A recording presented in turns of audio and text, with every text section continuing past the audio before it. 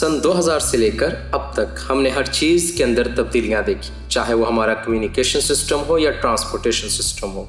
Even हमारी shopping के जो तरीक़ेकार हैं वो भी बदल चुके हैं। लेकिन एक चीज़ जिसमें कोई किसी किस्म की तब्दीली नहीं आई वो था हमारा एजुकेशन सिस्टम। ये जैसे का वैसा रहा, जैसा कि आपने पहले पढ़ा और अभी भी पढ़ा रहे हैं। लेकिन आखिरकार इसके अंदर भी एक चीज़ चेंज कर दी गई। आज हम इस वीडियो में बात करेंगे हमारे नए सिस्टम के बारे में, जिसे नेशनल करिकुलम ऑफ पाकिस्तान 2023 कहा जाता है, एब्रीवेट करके NCP कहा जाता है। आखिर क्या है ये NCP, इसका मकसद क्या है और कौन से ऐसे चेंजेस हैं जो इस साल के अंदर हम देखेंगे।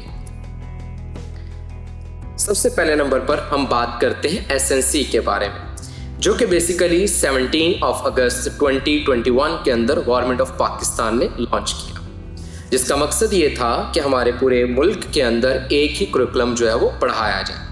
2022 के अंदर इसकी प्लानिंग जो है वो मुकम्मल कर दी गई और इसको 3 हिस्सों में इम्प्लीमेंट करना शुरू किया गया। 2023 के अंदर इसका फेज 1 ग्रेड 1 से लेकर ग्रेड 5 तक अप्लाई किया। 2024 के अंदर इसका फेज 2 जो कि ग्रेड 6 से लेकर 8 तक अप्लाई किया गया और अभी 2025 के अंदर ग्रेड 9 से लेकर 12 तक इसको अप्लाई किया जाएगा। 2026 के अंदर हम पूरे पाकिस्तान के अंदर सिंगल नेशनल करिकुलम को देख सकेंगे। हम बात करेंगे main objectives of single national curriculum. इसका फर्स्ट ऑब्जेक्टिव हमारे पास यूनिफॉर्म करिकुलम की फॉर्म में, मतलब पूरे पाकिस्तान के अंदर तमाम स्टूडेंट्स एक ही क्वालिटी ऑफ एजुकेशन के साथ तालीम हासिल करेंगे। दूसरे नंबर पर हमारे पास कुछ रिलीजियस स्टडी का एडिशन, मुस्लिम्स के लिए इस्लामिक स्टडीज़। इसमें आप देख सकते हैं कि तर्जुमातुल कुरान का जो सब्जेक्ट है वो भी इसी फेज़ की वजह से ऐड किया गया तमाम क्लासेस के अंदर। माइनॉरिटी के लिए इसके अल्टरनेट सब्जेक्ट्स जो हैं वो ऐड किए गए। तीसरे नंबर पर इसका ऑब्जेक्टिव स्किल डेवलपमेंट था। स्टूडेंट्स के अंदर क्रिटिकल थिंकिंग, एनालिटिकल स्किल्स और मॉडर्न लर्निंग टेक्निक्स को इंपोर्ट करना। आज इस वीडियो में मैं आपको टोटल 4 मेजर चेंजेस के बारे में बयान करूंगा, जिसमें पहले नंबर पर कुछ न्यू पॉलिसीज के बारे में डिस्कशन है, दूसरे नंबर पर न्यू ग्रेडिंग सिस्टम और तीसरे नंबर पर न्यू कॉम्बिनेशन इन स्टडीज और लास्ट पर हम डिस्कस करेंगे न्यू बुक्स और पेपर पैटर्न के हवाले से। सबसे पहले नंबर पर हम बात करेंगे न्यू पॉलिसीज के बारे में, जिसके बेस पर लाहौर बोर्ड के अंदर एक नया नोटिफिकेशन जारी हुआ, जिसमें तमाम टीचर्स को रोक दिया गया किसी भी किस्म की गेस्ट पेपर, पेयरिंग स्कीम और ओल्ड पास पेपर वगैरह को डिस्कस करने से। इस तरह से तमाम स्टूडेंट्स जो कि बेसिकली ये सोचते हैं कि पास पेपर को देखकर वो अपना पेपर अटेम्प्ट कर लेंगे कंप्लीट, उसको किसी हद तक रोकने की कोशिश की गई। न्यू कॉम्बिनेशंस में मैट्रिक 2025 से 2026 के सेशन के अंदर टोटल 6 हिस्सों के अंदर कॉम्बिनेशंस को डिवाइड किया गया, जो कि पहले सिर्फ 2 होते थे।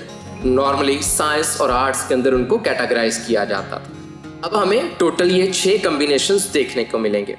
इनमें कौन से सब्जेक्ट्स पढ़ाए जाएंगे, हम स्टेप बाय स्टेप इनको स्टडी करते हैं। सबसे पहले नंबर पर मैं आपको बता देता हूँ कि इसमें इंग्लिश, उर्दू, इस्लामियात, पाकिस्तान स्टडीज़ और तर्जुमातुल कुरान ये कंपल्सरी सब्जेक्ट्स के तौर पर शामिल हैं। इलेक्टिव सब्जेक्ट इन कॉम्बिनेशंस के साथ वेरी करेंगे। जैसे कि सबसे पहले नंबर पर नेचुरल साइंस के अंदर पढ़ने वाले स्टूडेंट्स को बायोफिजिक्स, केमिस्ट्री और मैथमेटिक्स को स्टडी करना होगा। दूसरे नंबर पर कंप्यूटर साइंस के students computer science, physics, chemistry और मैथ को पढ़ेंगे। हेल्थ साइंस के अंदर बायोफिजिक्स, केमिस्ट्री और हेल्थ साइंस के सब्जेक्ट को पढ़ाया जाएगा। एग्रीकल्चर साइंस के अंदर biology, physics, chemistry, agriculture science की स्टडी करनी पड़ेगी और फैशन डिजाइनिंग के अंदर journal science, computer, communication skill और फैशन डिजाइनिंग के सब्जेक्ट पढ़ाए जाएंगे।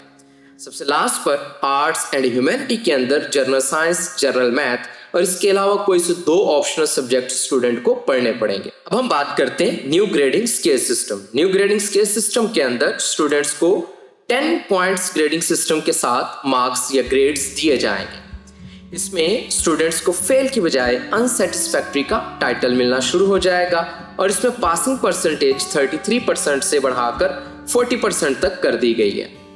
और स्टूडेंट्स को एब्सोल्यूट स्कोर्स नहीं मिलेंगे, बल्कि अब उनकी ट्रांसक्रिप्ट और रिजल्ट कार्ड के ऊपर ग्रेड्स लिखे होंगे, जो कि आपको यहाँ पर टेबल में दिखाएंगे।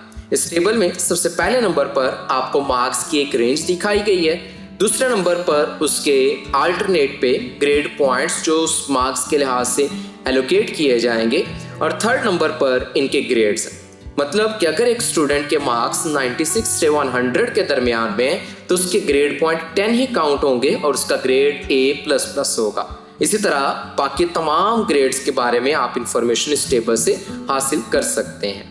अब हम बात करते हैं SLO के बारे में। SLO स्टूडेंट लर्निंग आउटकम्स, इसके बेनिफिट्स क्या हैं, क्यों इसको इम्प्लीमेंट किया जा रहा है। सबसे पहले नंबर पर अगर हम इसके बेनिफिट्स के बारे में बात करें तो टोटल 4 इसके मेजर बेनिफिट्स हैं। सबसे पहले नंबर पर जो इसका बेनिफिट है वो ये है कि क्लियर एक्सपेक्टेशन। स्टूडेंट को पता होगा कि वो जो चीज स्टडी कर रहा है उससे वो एक्सपेक्ट क्या कर रहा है, उसकी एक्सपेक्टेशन क्या है। और फोकस्ड लर्निंग, स्टूडेंट्स को एंगेज रखने के लिए उनकी स्किल्स और उनकी कुछ एक्टिविटी बेस्ड लर्निंग करवाई जाए, जिसकी बेस पर उनका फोकस जो है वो ज्यादा बेहतर रहेगा।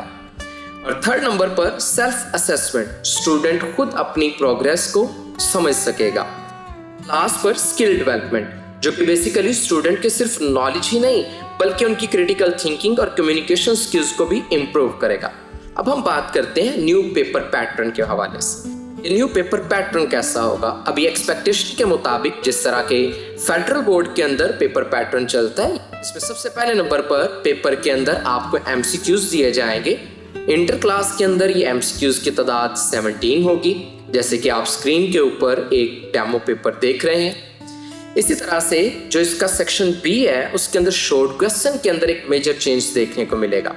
वो मेजर चेंज ये है, स्टूडेंट को जो चॉइस दी जाती थी, ऊपर लिखा होता था अटेम्प्ट एनी 8 क्वेश्चन, अब लिखा होगा attempt all part of the following questions.